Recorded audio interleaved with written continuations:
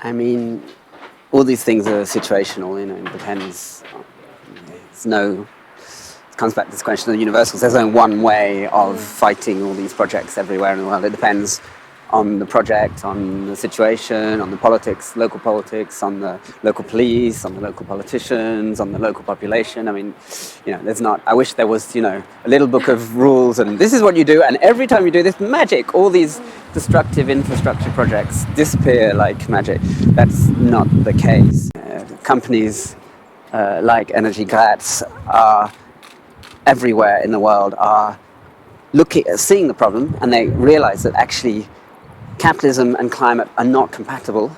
You cannot have capitalism, you cannot have economic growth with a climate and ecological catastrophe. What about green capitalism? But their answer is green capitalism.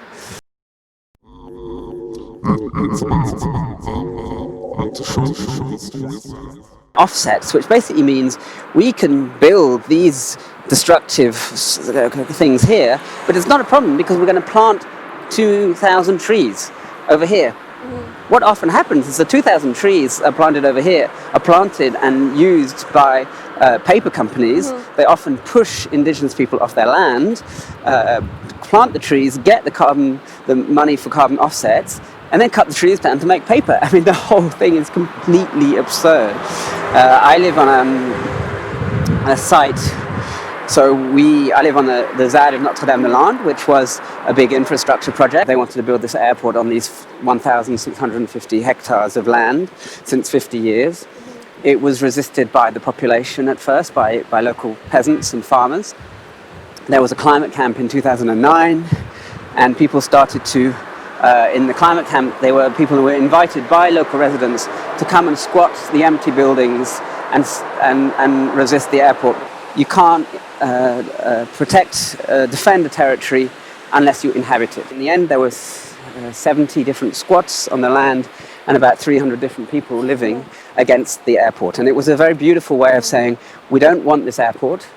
This is the way we should be living right now.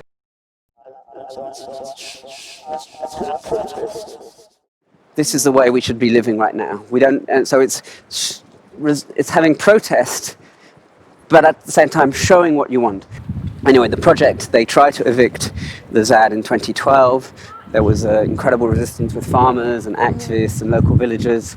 It didn't work. They weren't able to evict us, partly because we'd always said, we will rebuild if you come and evict. They came with 1,500 police. They destroyed 12 farms in 3 days. And a month later, in 2012, 40,000 people turned up and rebuilt. Police came back and they tried to destroy this hamlet, which was a huge mistake because 40,000 people had built this thing with their hands. They really owned it. And it was big conflict for 3 days, and 170 people were injured by the police. The doctors wrote to the president saying, these are war injuries we have just seen. You have to stop. And in the end, the government said, okay, we're not going to build the airport after 50 years of this struggle. But they said, all the illegal people living there must leave before spring. Governments don't mind demonstrations, don't mind a bit of a strike, don't mind even a bit of a riot. They can deal with that. What they hate is when people show that actually they're ridiculous, that we don't need government, that we actually can govern ourselves. We actually have that capacity as human beings.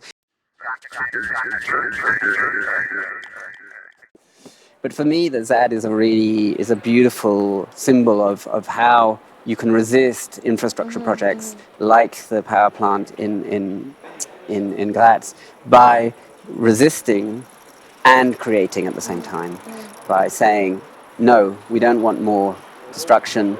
We want new forms of living, new forms of life, and this is the way we can do it now.